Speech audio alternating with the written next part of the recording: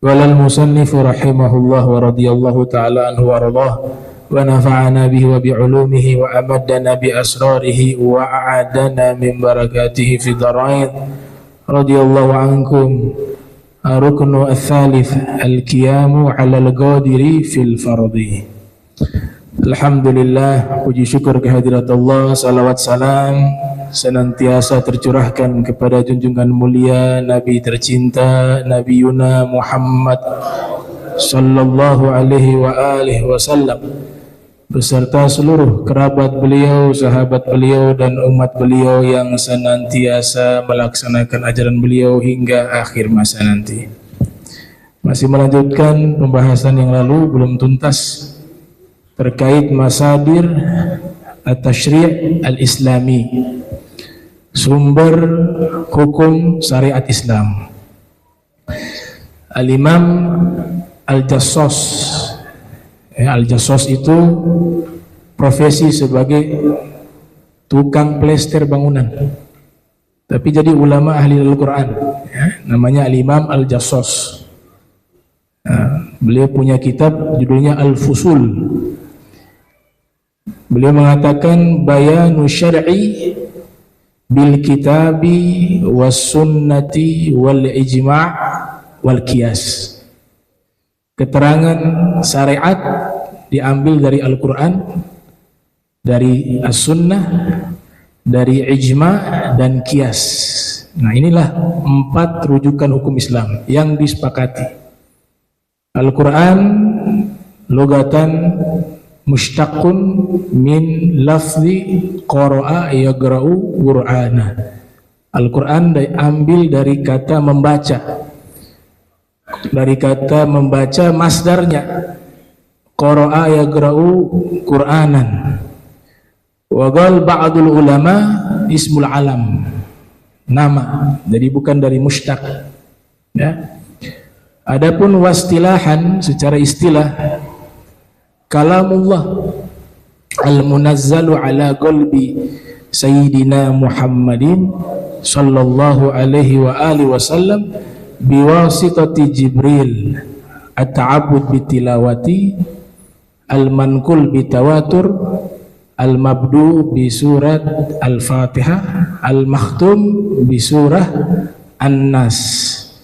Al-Quran artinya firman Allah yang Allah turunkan ke dalam hati Nabi Muhammad sallallahu alaihi wa alihi wasallam dengan perantara malaikat Jibril salah satunya, yang bernilai ibadah ketika membaca dinukilkan secara mutawatir, diawali dengan surat Al-Fatihah dan ditutup dengan surat An-Nas. Itu namanya Al-Quran. Referensi kedua as-sunnah. Para fuqaha lebih senang mengistilahkan dengan as-sunnah.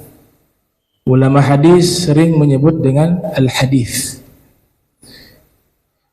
As-sunnah lugatan at-tariqah, artinya jalan. Wastilahan ma udhifa ila nabi sallallahu alaihi wa alihi wasallam min qaulin aw fi'lin aw takhririn aw sifah. Segala sesuatu yang disandarkan secara istilah kepada Nabi Muhammad sallallahu alaihi wasallam, baik ucapan beliau, perbuatan, ketetapan dan sifat. Ada salah satu tokoh ulama ahli hadis di India, sekarang mukim di Malaysia, murid daripada Al-Imam Abu Hasan An-Nadawi, bernama Dr. Zaid Abdul Majid Al-Gawri. Dalam kitab beliau Al-Mustalahat Al-Hadithiyah, beliau mengatakan istilah sunnah atau hadis dengan istilah baru. Beliau sebut dengan at-tasarrufat an-nabawiyah, tindakan kenabian. Ya, jadi hadis itu artinya apa? Tindakan, perbuatan Nabi Muhammad sallallahu alaihi wa alihi wasallam, diistilahkan dengan at-tasarrufat an-nabawiyah. Referensi ketiga al-ijma'. Ijma' artinya kesepakatan. Kesepakatan secara bahasa atau al-ijma' itu artinya al-azmu wal ittifaq, bertekad dan bersepakat. Wastilahan ittifaqu mujtahidi hadhil ummah ba'dan Nabi sallallahu alaihi wasallam ala hukmin syar'iyyin. Yang namanya ijma adalah kesepakatan para mujtahid, bukan kesepakatan umat Islam, para mujtahid. Bahkan bukan juga kesepakatan ulama. Ulama belum tentu levelnya mujtahid, tapi kalau sudah mujtahid sudah tentu pasti ulama. Jadi yang namanya ijma itu yang dimaksud di dalam terminologi para fuqaha adalah kesepakatan para mujtahid yang ada di umat ini sesudah wafatnya Nabi Muhammad sallallahu alaihi wasallam. Karena gak ada ijma di saat Nabi masih hidup. Teman lalu sudah saya terangkan itu. Ala hukmin syar'iyyin, di atas satu hukum syariat. Itu namanya ijma. Kemudian yang keempat namanya al-qiyas, analogi hukum. Logatan at-takdir, secara bahasa artinya at-takdir, memberikan kadar. Wastilahan ilhaku hukmil asli lil far'i lishtirakihima fil illah, yaitu menghubungkan hukum asal kepada hukum yang cabang karena memiliki kesamaan hukum dari sisi illatnya. Itu namanya al-qiyas. Nanti kan dibagi, itu ada al-qiyas al-khafi, ada al-qiyas al-jali, ada qiyas aulawi, ada qiyas musawi, ada qiyas adna, dan seterusnya. Itu dalam kajian ilmu usul fikih dibahas masalah itu. Dari empat ini, empat mazhab sepakat. Empat mazhab sepakat, mazhab Hanafi, mazhab Maliki, mazhab Syafi'i, mazhab Hambali sepakat bahwa empat inilah sumber hukum Islam. Tidak ada khilaf tentang masalah tersebut. Nah, dari sini berarti tuntunan kita wajib mengikuti ijma' para mujtahid dan wajib mengikuti hukum syariat yang telah dikukuhkan di dalam mazhab. Karena Allah Ta'ala berfirman di dalam surat An-Nisa ayat 115, wa may yushakkikir rasul min ba'di ma tabayyana lahul huda wa yattabi' ghayra sabilil mu'minin nuwallihi ma tawalla wa nuslihi jahannama wa sa'at masira, ya. Wa may yattabi' ghayra sabilil mu'minin, Allah Ta'ala berfirman, siapa yang mengikuti bukan jalan orang beriman, nuwallihi ma tawalla, kami biarkan dia dalam kesesatan, nuslihi jahannama, dan kami akan sampaikan dia ke neraka jahannam, saat masira, Allah tutup, dan itu seburuk-buruknya tempat kembali. Ada kitab fikih dasar judulnya Ad-Durus Al-Fiqhiyah di juz keempat karangan Sayyid Abdurrahman bin Saqaf As-Saqaf. Beliau menyebutkan makna bukan jalan orang beriman adalah jalan para ulama, jalan para mujtahid, para imam-imam, dari para fuqaha. Kalau kita keluar dari empat jalur mazhab ini, otomatis akan menyimpang. Kalau menyimpang, pasti akan tersesat. Kalau tersesat, maka seluruh ibadahnya akan hancur. Dan kalau ibadahnya rusak, maka bisa berakhir kepada neraka, karena dia tidak mau mengambil jalur yang sudah disepakati. Ijma ulama ada jaminan dari Nabi Muhammad sallallahu alaihi wasallam. Inna ummati la tajtami'u ala dhalalah abadah. Sesungguhnya umatku, maksudnya di situ ulama, para mujtahid dari umatku, mereka tidak akan bersepakat di atas kesesatan selama-lamanya. Jadi ada garansi langsung dari Nabi Muhammad sallallahu alaihi wasallam bahwa kesepakatan mereka tidak akan menyimpang, ya, terjaga kebenarannya.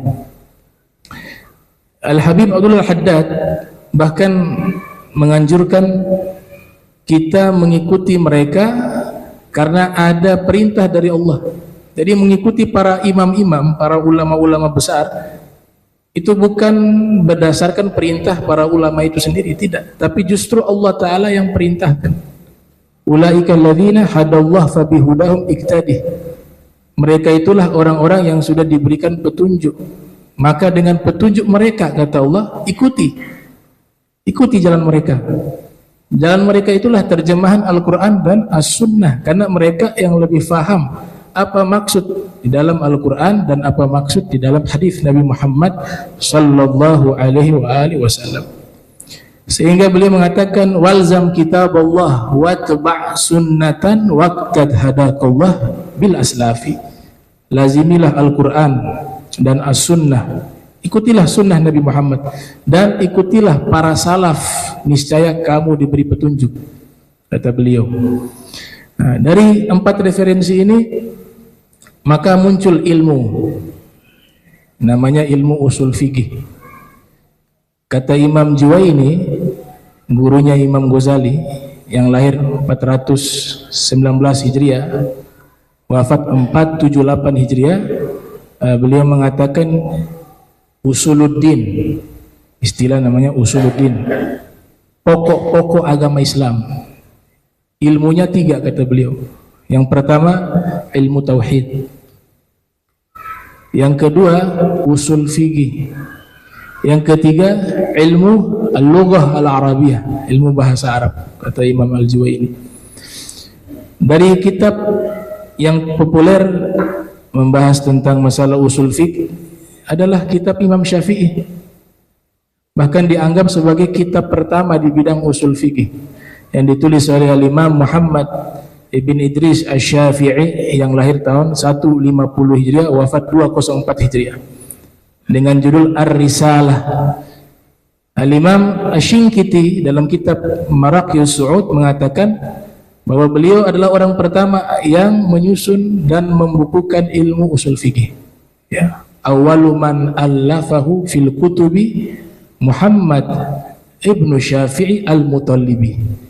Orang pertama yang membukukan ilmu usul fikih di dalam kitab, dia adalah Muhammad Ibnu Syafi'i Al-Mutallibi, yaitu Al-Imam Syafi'i.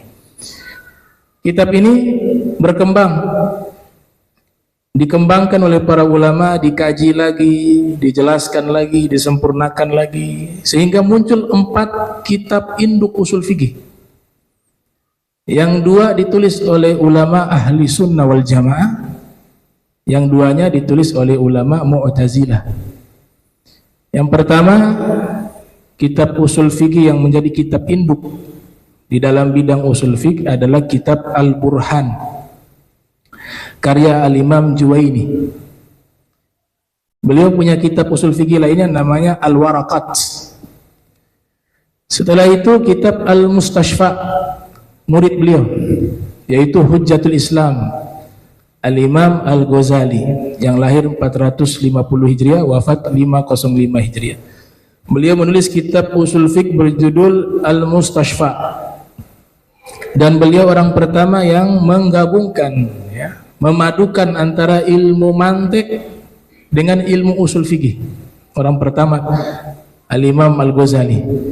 Ya, Imam Ghazali pencinta ilmu mantik, bahkan memiliki karya yang membahas tentang ilmu mantik berjudul Mi'yarul Ilmi fil Mantik, dan beliau berfatwa man lam yadrus al-mantik la yuthaqu bi ilmihi. Orang yang tidak pernah belajar ilmu mantik, maka ilmunya tidak bisa dipercaya, kata beliau. Ya, alhamdulillah pernah belajar, walaupun tidak sampai 1 tahun, ya, 8 bulan lah. Ya, kita belajar ilmu mantik, termasuk dari kitabnya Al-Imam Al-Ghazali. Ya, Imam Nawawi mengharamkan ilmu mantik, tapi jangan salah paham, beliau haramkan ilmu mantik versi filsafat Yunani. Ini ilmu asalnya bukan dari Islam. Asalnya dari mana? Dari para filosof. Makanya pencetus awal ilmu mantik artinya ilmu logika, adalah Aristoteles. Tapi ketika sudah masuk ke dalam Islam, ya ulama bertugas mengsterilkan mana yang dilarang, mana yang boleh diterima. Dan ilmu ada 2 sisi itu. Ada sisi baiknya, ada sisi buruknya. Nah, Imam Ghazali mengambil sisi baiknya dan memasukkan di dalam ilmu usul fikih. Ya. Dan memadukan ilmu usul fikih dipadukan dengan ilmu mantik itu bukan sesuatu hal yang baru. Para ulama dulu sering memadukan ilmu. Ya, semisal Ibnu Zarruq, ya, Al-Imam Zarruq Al-Fasi, beliau menjelaskan ilmu tasawuf menggunakan kaidah fiqhiyah, kaidah fikih. Jadi membahas tasawuf tapi metodologinya adalah Al-Qawaid Al-Fiqhiyah. Ya. Kitab yang beliau tulis berjudul Qawaid At-Tasawuf. Ada juga membahas ilmu bahasa Arab, ilmu nahu, tapi dibahas dengan pendekatan ilmu tasawuf. Seperti Ibnu Ajibah, beliau menulis kitab berjudul Al-Futuhatu Al-Qudusiyah fi Syarhi Muqaddimah Jurumiyah. Ya, kita tahu tuh kitab Jurumiyah, kitab apa? Kitab nahu. Tapi yang beliau bahas bukan nahunya di situ. Beliau bahas dari perspektif ilmu tasawuf. Ada juga ilmu Imam Al-Qushairi, membahas ilmu nahu menjadi tasawuf. Jadi nahu ditasawufkan, berjudul Nahwul Qulub. Bahkan juga ada kitab fikih dilughahkan, ya. Kajiannya, kitabnya ilmu fikih, tapi pembahasannya pembahasan bahasa Arab. Ya, kitab karya Said Muhammad bin Ahmad Al-Ahdal berjudul Ifadatul Sadatil Umat Bitakrir Ma'ani Nazmi Zubat, yaitu syarah Zubat, tapi dibahas secara pendekatan ilmu bahasa Arab. Dan luar biasa itu beliau dari hafalan. Beliau mengatakan, amlai tuha, saya mendiktekan kitab ini dari hafalan saya. Inda qiraah Nazmi Zubat ala ba'di talabatil ilm. Ya, saya diktekan keterangan ini lewat hafalan bagi sebagian murid-murid saya ketika saya membaca Nazm Zubat. Tuh. Nah, ini Imam Ghazali Al-Mustafa, kitab induk usul fikih. Yang ketiga ditulis oleh ulama Mu'tazilah bernama Al-Qadi Abdul Jabbar Al-Mu'tazili, yang lahir tahun 359 Hijriah, wafat 415 Hijriah, berjudul Kitabul Umat. Dan yang keempat ditulis oleh Al-Imam Abul Husain Al-Mu'tazili Al-Basri, berjudul Kitab Al-Mu'tamad. Ya, beliau wafat, tahun lahirnya tidak ditemukan, wafat kisaran tahun 436 Hijriah. Dari semua kitab usul fikih yang menjadi kitab induk tadi, muncul ulama generasi setelahnya, yaitu Al-Imam Fakhruddin Ar-Razi yang lahir 544 Hijriah, wafat 606 Hijriah. Beliau mengambil saripati dari 4 kitab tersebut. Kemudian beliau tuangkan dalam kitabnya berjudul Al-Mahsul. Ya, kitab berjudul Al-Mahsul. Nah, inilah kitab-kitab yang disebut sebagai kitab induk usul fikih.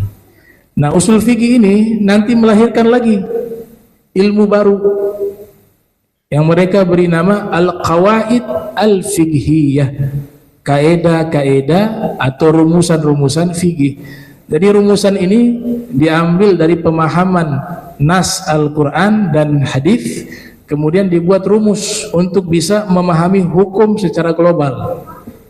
Ya, hukum secara global. Makanya Nabi bukan hanya mewariskan kepada umat kumpulan dalil, ya, majmu'atu al-adillah, tidak. Tapi Nabi juga mewariskan kepada umat, khususnya para ulama, adalah manhaj, metodologi memahami nas.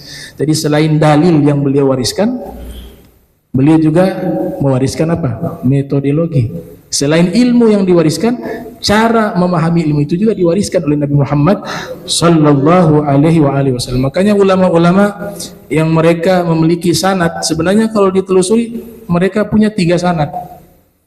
Ada isnadul ilmi, sanad ilmu, ada isnadul al-akhlaq, sanad akhlak, dan yang ketiga isnadul dzauq, sanad rasa. Ya, beragama itu ada rasa. Itu justru itu ruhnya ibadah. Ya, semua orang baca Al-Qur'an, bisa membaca Al-Qur'an, tapi keadaan hati ketika membaca Al-Qur'an tiap-tiap orang berbeda. Ada yang cukup 1 ayat, itu dalam riwayat hadis Nabi, baru masuk Islam. Ja'a a'rabiyun ila Nabi sallallahu alaihi wasallam. Datang seorang Arab Badui menemui Nabi Muhammad sallallahu alaihi wasallam. Baru masuk Islam, baru syahadat. Selesai syahadat di hadapan Nabi, beliau mengatakan kepada Nabi, saya ingin belajar ilmu agama Islam. Kata Nabi, kau belajar sama itu fulan. Dipanggil, ya fulan, ajarkan dia surat Az-Zalzalah. Maka Arabian itu pun datang kepada sahabat tersebut, diajarkan surat Az-Zalzalah tadi. Waktu baca dia menangis. Nabi saksikan itu. Dari awal bacaan dia menangis sampai selesai baca surat Az-Zalzalah, itu dia sampai jenggotnya basah dengan air mata. Kemudian setelah itu Nabi katakan, sudah cukup. Sudah. Kamu balik ke kampung halaman kamu. Ya, sahabat lain bingung, ya Rasulullah, dia baru belajar, baru satu surat. Kata Nabi, man arada an yanzura ila rajulin min ahlil jannah falyanzur ila hadzal rajul. Siapa yang ingin melihat seorang laki-laki penghuni surga, kalian lihat saja lelaki tersebut. Cukup satu surat, semua ilmu sudah masuk ke dalam hatinya. Kamu balik pulang, balik pulang. Itu. Kok bisa demikian? Hatinya sudah siap menampung, ya. Dia datang kepada Nabi seperti gelas kosong, tidak ada isi, merasa dengan hina, kekurangan, ya, tidak ada kotoran hati, bersih hatinya. Ya, kalau sudah wadah kosong kemudian bersih, ya tinggal Nabi tuangkan, selesai. Sallallahu alaihi wasallam. Dituangkan, selesai, pulang dia. Ya. Nah itu, jadi 3 sanad itu yang paling penting. Sanad ilmu, sanad akhlak, sanad dzauq. Ada orang punya sanad ilmu, tapi sanad akhlak tidak ada. Sehingga punya ilmu luas, tapi akhlaknya tidak ada. Dengan ilmu yang luas, fitnah sana sini. Dengan ilmu yang luas, caci maki sana sini. Dengan ilmu yang luas, mengadu domba umat. Dengan ilmu yang luas, dia menampilkan kesombongan dan lain sebagainya. Berarti hanya ada sanad ilmu, tapi sanad akhlak tidak ada. Ada juga yang punya sanad ilmu dan akhlak, tapi sanad dzauq tidak ada. Terasa hambar apa yang disampaikan, bahkan bagi diri sendiri juga tidak ada rasa di dalam beragama. Ya. Salat berupa gerakan, bacaan Al-Quran seperti membaca buku biasa.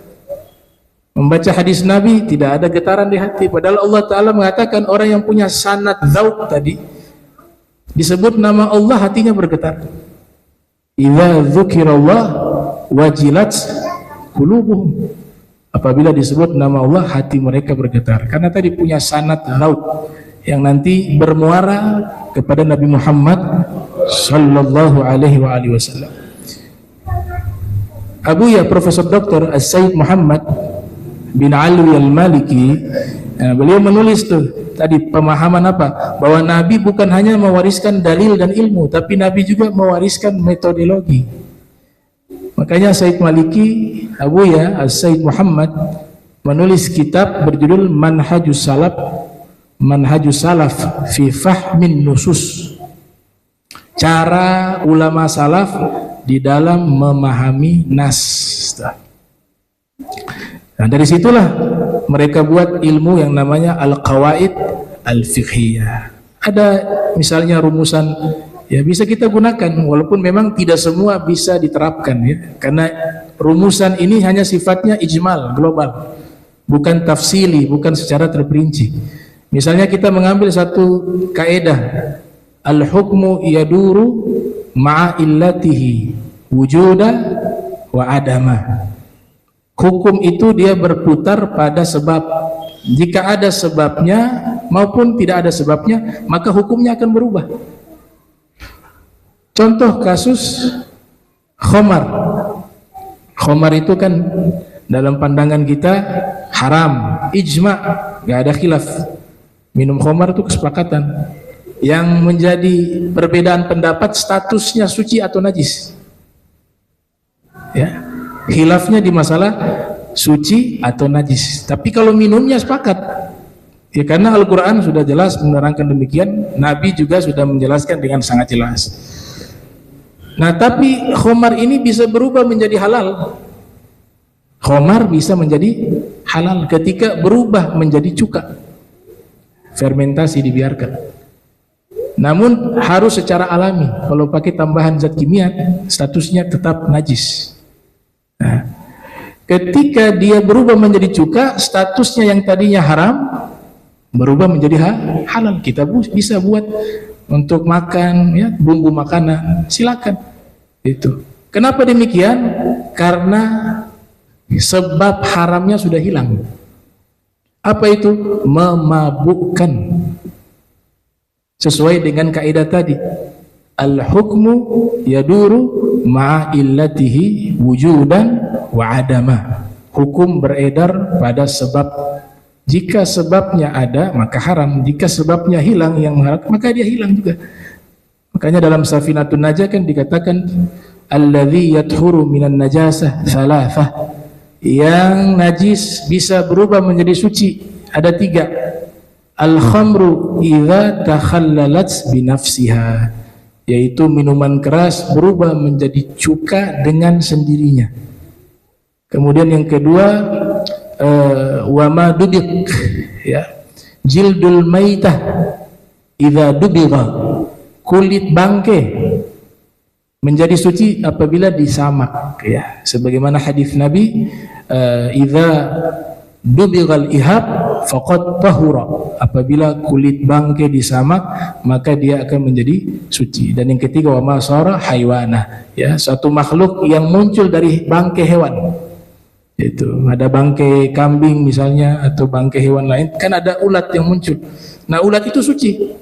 Karena ulat itu bukan berasal dari bangke, tapi dari apa? Dari telur lalat. Lalat hinggap, dia mengeluarkan telur, jadilah ulat. Itu. Wa ma sara haywana. Baik. Ada juga rumus misalnya al-aslu al-adam. Asal segala sesuatu tidak ada. Maknanya apa? Asal segala sesuatu itu bukan milik kita. Kita dapat makanan, misalnya, ini makanan ini kalau dibiarkan basi, tapi gak tahu siapa punya makanan, sudah diambil, dia makan. Ini cara ini sebenarnya gak boleh, ya, karena bukan haknya dia. Tapi dalam kajian rumusan tadi dijadikan contoh oleh para fuqaha. Nah, ketika dia makan makanan tadi, tahu-tahu habis makan pemilik makanan tadi datang. Kemudian, ini makanan saya habis, iya, saya habis.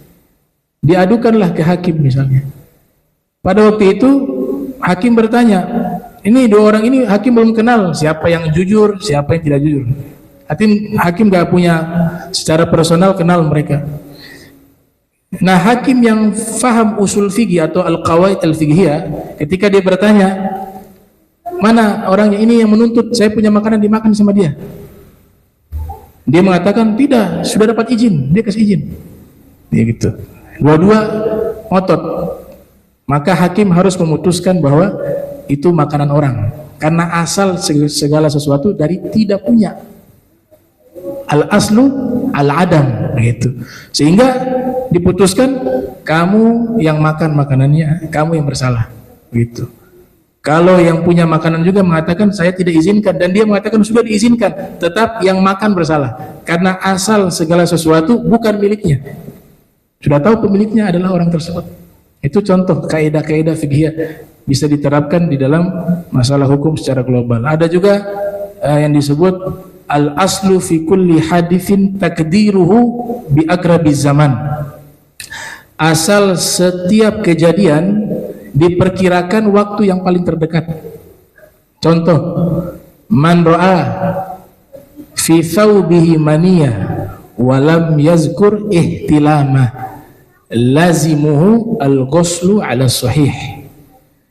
Ada orang sholat, bangun tidur, dia wudu, habis wudu dia sholat, ternyata habis sholat dia lihat sarungnya ada bekas air mani, tapi dia tidak ingat tadi ada mimpi basah, tahu-tahu sudah ada bekas.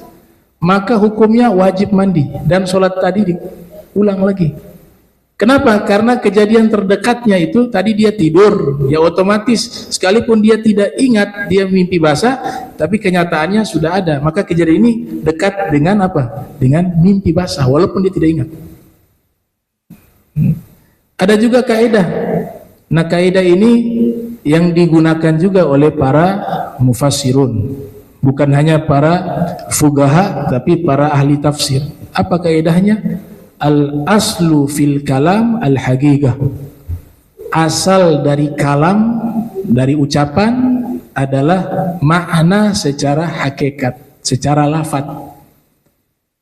Imam Syafi'i misalnya memahami surat Al-Maidah, aula mastumun nisa, orang yang batal wudu adalah kalian menyentuh wanita-wanita yang bukan mahram. Imam Syafi'i memahami apa? Makna ini secara lafaz. Artinya kalau sentuh ya batal. Perempuan yang bukan mahram, ya, termasuk istri. Dalam mazhab Syafi'i menyentuh istri kulit dengan kulit ya batal, kecuali kuku, gigi, rambut. Ada yang tambahkan muklah, biji mata. Nah, Imam Syafi'i memaknai ayat tadi secara apa? Secara hakiki. Tapi beda dengan sang guru. Imam Malik memahami secara majas, bukan secara makna hakiki.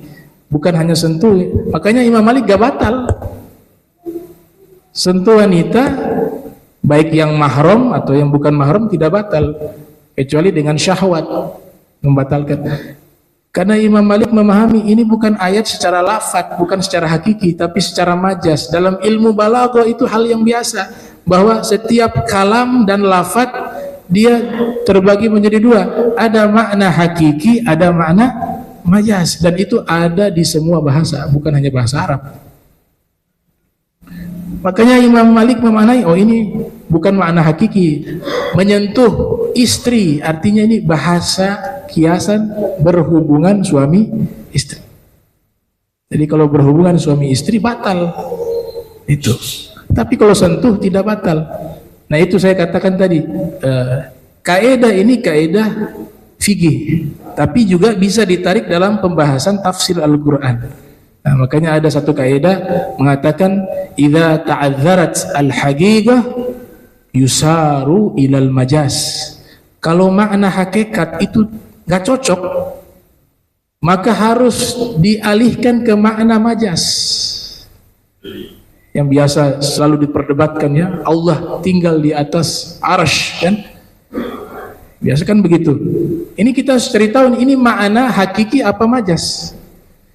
Ternyata ditelusuri, kalau hakiki akan bertentangan dengan ayat-ayat yang lain, yang dimana Allah Ta'ala mengatakan Allah di langit, yudabbirul amra minas sama, Allah mengatur urusan dari langit. Kemudian ada ayat turun Nabi di dalam goa bersama Sayyidina Abu Bakar atau Sayyidina Ali bin Abi Thalib, turun ayat la tahzan innallaha ma'ana, jangan sedih, sesungguhnya Allah bersama kami. Pada waktu itu Allah bersama Nabi di mana? Di goa.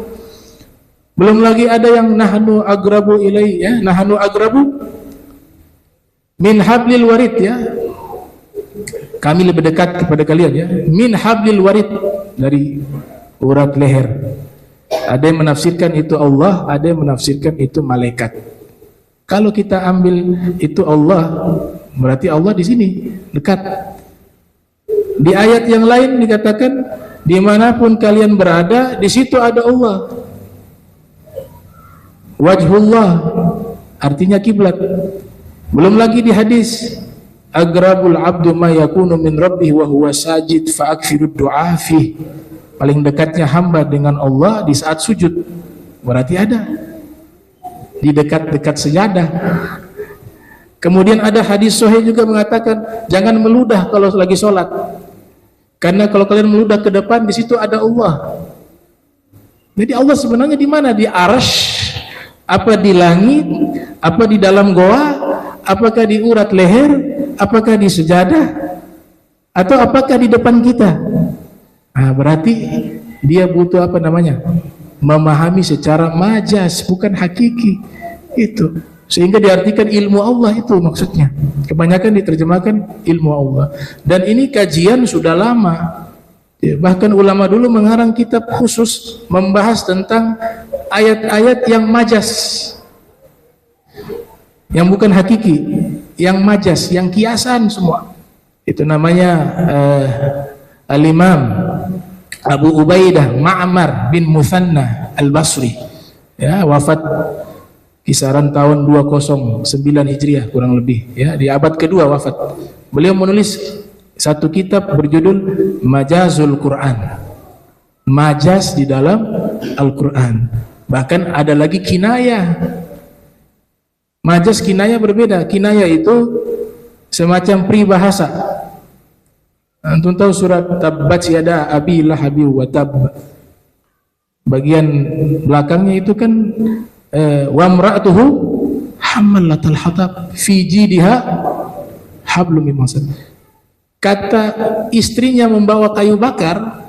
Antum buka tuh, ada seorang dokter di Irak buat disertasi judulnya Kinayatul Quran, ya, perumpamaan atau peribahasa yang ada di dalam Al-Quran. Salah satunya itu hammalatul, itu wa imra'atu hammalatal hatab, istrinya Abu Lahab yang sering membawa kayu bakar. Itu artinya apa? Tukang adu domba. Padahal di situ mananya membawa kayu bakar, ditafsirkan artinya tukang adu domba. Kayak orang kita di sini suka kesukai orang tukang kompor, ya, itu kan kinayah. Padahal dia bukan profesinya tukang kompor, karena sering dia sibuk ke sana bawa berita, niatnya mau kesibuk ini ke sana begitu. Nah, dalam kinayah bahasa Arab, orang yang membawa kayu bakar. Dalam kinayah bahasa Indonesia, tukang kompor. Nah, dan itu berlaku di semua bahasa gitu. Makanya jangan ngotot ini maknanya ini, Allah yang berfirman seperti ini. Ya sahih, Allah berfirman itu. Tapi pemahamannya harus dua, ini hakiki atau majas. Itu kajian yang sudah dipahami ribuan tahun oleh para ulama, baik di bidang al-qawaid fiqhiyah, juga di dalam bidang ilmu balaghah, bahkan di dalam tafsir Al-Quranul Karim gitu. Nah, itu sedikit pengantar tentang rumusan-rumusan al-qawaid al-fiqhiyah. Kemudian kita masuk ke pembahasan rukun ketiga, al-qiyam 'alal qadir fil fardhi, berdiri bagi yang mampu di salat yang wajib. Jadi hukum salat wajib yang 5 waktu, hukumnya wajib berdiri kalau memang sehat, ya kan? Beda dengan sholat sunnah, lagi sehat mau duduk boleh, lagi malas berdiri duduk deh, sholat sunnah. Tapi konsekuensinya pahalanya berkurang, ya. Karena Nabi Muhammad sallallahu alaihi wasallam bersabda, al-ghaim afdal minal qaid, sholat yang berdiri lebih afdal daripada sholat orang yang duduk, kata Nabi kita. Ya, jadi fi riwayah ukhra, di riwayat yang lain dikatakan nisfus sholat, artinya berkurang separuh dari pahala sholatnya gitu. Posisi duduk kalau sehat, ya, kalau sakit ya beda, ma'zur, ya, dimaaf, al-masyaqqah tajlibu taisir. Kemudian para ulama mengatakan di sini, ya, termasuk dalam kitab, fala yajib al-qiyamu fi nafilah, tidak wajib berdiri di dalam sholat sunnah. Sholat sunnah tidak wajib berdiri, mau duduk boleh, berdiri boleh, tapi sholat wajib harus berdiri kecuali uzur. Bal yajuz al-qu'ud, bahkan boleh dia dengan sengaja duduk, lagi malas duduk. Walahu nisful ajr, tuh, dia dapat separuh pahala tadi yang saya katakan, pahalanya berkurang separuh dengan pahala posisi berdiri. Wa kadzalika al-ittija', begitu juga boleh dia berbaring. Saking malas duduk juga malas sholat sunnah, sambil berbaring dah niat sholat. Bahkan ada sholat sambil jalan tuh dalam kajian fikih. Dia mungkin lagi camping naik ke gunung, pengen sholat deh, ya, sambil jalan, takbir dulu deh, niat Allahu Akbar, habis itu jalan. Itu ada sholat begitu, ya, sambil jalan itu. Bahkan dalam peperangan Kita lagi sholat, nanti dianalogikan bukan hanya peperangan ya. Misalnya dalam masjid lagi sholat, tahu-tahu gempa bumi besar kan? Ya, kita juga gak larang, yang mau lari silakan kan? Iya, lari silakan. Ya, ada juga yang pura-pura berani juga silakan. Tetap sholat. Yang lari silakan, nggak perlu batalkan sholat. Jangan niat membatalkan sholat. Tetap niat dalam sholat. Lari, nanti cari tempat yang aman, lanjut. Itu. Nah, yang hebat yang terus di sini masih sholat, ya kan? Baca ya. Dalam pikirannya, oh mati syahid, ya. Ada mungkin yang terlalu tua sudah. Saya lari juga akan dekat juga meninggal. Sekaligus sudah meninggal dalam masjid. Kapan lagi? Ya, ada banyak pikiran-pikiran begitu secara spontanitas. Dan itu dibenarkan dalam syariat. Artinya yang tetap bertahan juga dengan tujuan meyakini bahwa Allah Ta'ala sudah mengatur ajalnya, atau dia ingin meninggal dalam keadaan terhormat lagi ibadah, ya silakan. Yang lari juga dibenarkan. Itu. Nanti cari tempat yang aman, dia lanjut sholat tersebut. Itu dibahas di dalam kajian ilmu fikih, namanya sholatul khauf, sholat takut. Walahu rubul ajr. Nah, kalau berbaring dapat pahala 1/4. Wala yajuz al-istilqa fin nafilah. Yang tidak boleh sholat berbaring terlentang.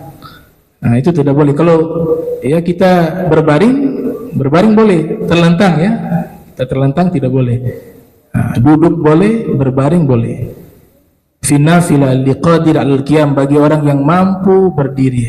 Awil qu'ud, ataupun duduk, awil ittija'i, ataupun berbaring.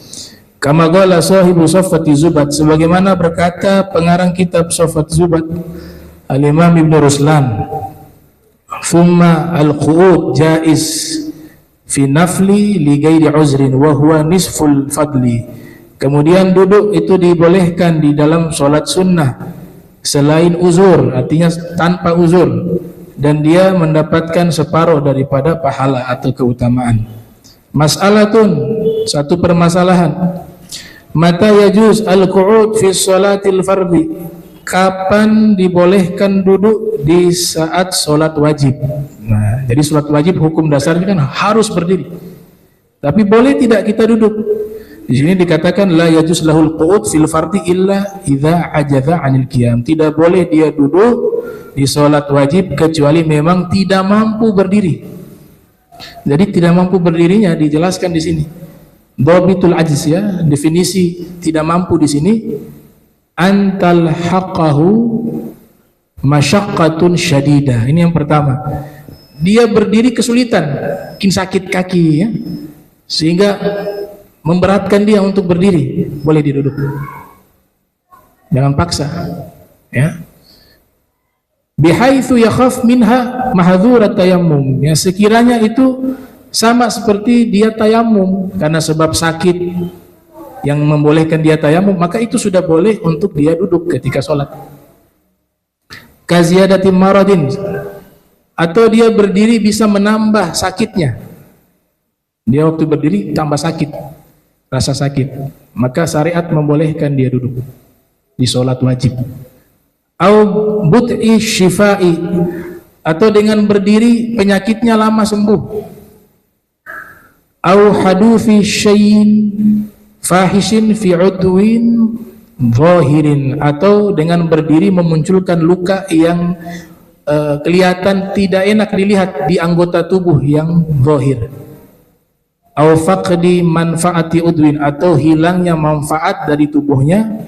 Au kanat masyaqqah la tuhtamalu adatan, atau merasa sangat berat berdiri, tidak kuat untuk dia berdiri, mungkin sudah lemas ya, sudah usia, berdiri pusing ya, kaki juga sudah tidak kuat, maka jangan dipaksakan duduk. Ini dikecualikan pahalanya bukan berkurang separuh, enggak, tetap sama karena ma'adzur. Wa inda Romli, menurut Imam Romli, yajuz lahu an yajlisa idza lahikathu masyaqqatun tudhibul khusyu'. Menurut Imam Romli, sekali lagi nih, Imam Romli dengan Ibn Hajar, kalau masalah khilaf yang dimaksud Imam Romli anak Syamsuddin Ar-Romli, bukan ayah ya. Jadi Syamsuddin Ar-Romli Itu berselisih pendapat, beda pendapat dengan Ibn Hajar Al-Haytami. Ya, karena ayahnya juga disebut dengan Ar-Romli. Nah, jadi Imam Romli anak mengatakan boleh dia duduk apabila mendapatkan kesulitan yang bisa menghilangkan khusyuk. Jadi ketika dia berdiri sholat, ada menahan sesuatu, rasa sakit dan seterusnya, itu mengganggu khusyuk, maka dia duduk lebih afdal. Ya, gitu. Makanya dilarang juga orang lagi lapar-lapar sholat, disuruh makan dulu. Ya, ada apa? Pengen buang air, itu hukumnya makruh semuanya. Harus ditunaikan dulu ini semuanya, karena ini nanti mawani' al-khusyuk, menjadi faktor penghalang khusyuk. Sedangkan tujuan sholat itu adalah khusyuk. Alladzina hum fi sholatihim khashi'un. Berbeda dengan Ibn Hajar. Ibn Hajar mengatakan kalau hanya sebab berdiri mengalami kesulitan atau bisa menghilangkan khusyuk, kalau memang tidak sakit harus berdiri, tidak boleh duduk. Dan ini nanti masalahnya terbawa kepada masalah imam. Itu dijadi kajian di dalam pembahasan fikih. Bagaimana sih hukum imam duduk? Ini imam ini kita hormati. Semua makmum senang kalau beliau menjadi imam. Masalahnya beliau sakit posisi duduk. Nah, ini ada silang pendapat di kalangan para ulama. Kalau mazhab 4 mazhab ini sepakat sebenarnya, nggak ada masalah imamnya duduk, makmumnya berdiri, tidak ada masalah. Ya, selama ini imam sudah direstui oleh makmum dan syarat-syaratnya sudah terpenuhi sebagai imam yang ideal. Nah, tapi menjadi khilaf adalah makmum. Al-Imam Syafi'i wal Imam Abu Hanifah menyatakan makmum hukumnya tetap wajib berdiri sekalipun imamnya duduk. Dia sehat gitu. Dan dalilnya imam boleh duduk, makmum berdiri, dan juga menunjukkan bahwa tidak ada larangan kalau imam duduk, makmum posisi berdiri karena imamnya sakit. Itu diambil dalil adalah peristiwa Nabi kita Muhammad sallallahu alaihi wasallam. Ketika di akhir hayat beliau, sebelum beliau wafat, kan beliau menjadi imam. Waktu itu Sayyidina Abu Bakar menjadi imam, kemudian Nabi keluar dari hujrahnya, kamarnya, kemudian Sayyidina Abu Bakar mundur memposisikan dirinya sebagai makmum, Nabi dipersilakan menjadi imam, dan Nabi sholat waktu itu duduk. Itu sebagai dalil bahwa tidak mengapa imamnya dalam keadaan sakit dan duduk, dan makmumnya sehat dalam keadaan berdiri. Tapi yang menjadi khilaf posisi makmum. Nah, Imam Syafi'i, Imam Abu Hanifah mengatakan makmum tetap wajib berdiri. Tapi kalau Imam Malik mengatakan bisa dua pilihan. Sekalipun makmumnya sehat, boleh duduk, ikut imam karena imamnya duduk. Makmum sekalipun sehat, duduk. Kalau dari awal sholat ya, tidak. Imam Malik mengatakan mau awal sholat, tengah sholat, ketika imam duduk, makmum ikut. Artinya yang pertama kalau kita datang, sudah imam sudah ada duduk, kita duduk boleh. Mazhab Maliki ya. Atau ada imam di awal sholat posisi berdiri, ya kan, masih sehat. Ternyata rakaat kedua semulai oleng nih. Maka imamnya duduk, makmum juga ikut duduk. Karena tugasnya makmum mengikuti imam. Nah, Imam Malik punya hadis, punya riwayat, di antaranya dari Ibnu Hazm dalam kitab Al-Muhalla. Ya, Rasul sallallahu alaihi wasallam bersabda, "Innama ju'ilal imam liyutamma bihi." Sesungguhnya dijadikan imam untuk diikuti. Fa idza kabbar fakabbiru. Kalau dia takbir, kalian ikut takbir. Wa idza raka'a farka'u. Kalau imamnya ruku, maka hendaklah kalian ruku. Wa idza rafa'a farfa'u. Kalau dia bangkit imam, hendaklah kalian bangkit, kata Nabi. Idza qara'a fa'ansitu. Apabila dia membaca Al-Qur'an, maka kalian diam, dengarkan. Wa idza shalla jalisan fasallu julusan ajma'un. Apabila imamnya duduk dalam sholat, maka kalian semua harus duduk dalam sholat. Ini riwayat yang menjadi hujahnya Imam Malik. Ya, tapi kalau Imam Syafi'i nggak boleh. Sehat wajib berdiri, mau makmumnya duduk ataupun posisi apapun, berbaring sekalipun, tetap kita wajib berdiri. Beda dengan mazhab Maliki. Imam Malik mengatakan ikut imam. Imamnya duduk, kalian ikut duduk. Imamnya berdiri, ikut berdiri. Gitu. Nah, Imam Ahmad menggabungkan dua riwayat. Dua riwayat ini digabungkan. Kata Imam Ahmad bin Hanbal, kalau dari awal sholat imamnya sudah duduk, maka makmumnya juga harus duduk. Tapi ketika imamnya sudah sholat, awal sholat berdiri, tapi nanti mungkin rakaat kedua atau ketiga imamnya sakit kemudian duduk, maka kita sebagai makmum wajib tetap berdiri. Nah, itu tiga pendapat terkait masalah hal tersebut. Insyaallah pertemuan berikut kita lanjutkan lagi pembahasan kita. Allahumma jam'ana hadza jam'an marhuma wa tafarraqan bari tafarruqan ma'suma wa la tajal minna wa la minna syakila mahruma. Subhanaka bihamdika asyhadu an la ilaha illa anta astaghfiruka wa atubu ilaik. Wa sallallahu ala sayyidina Muhammadin wa ala alihi wa sahbihi wa baraka wasallam. Wa lafu minkum wassalamu alaikum warahmatullahi wabarakatuh.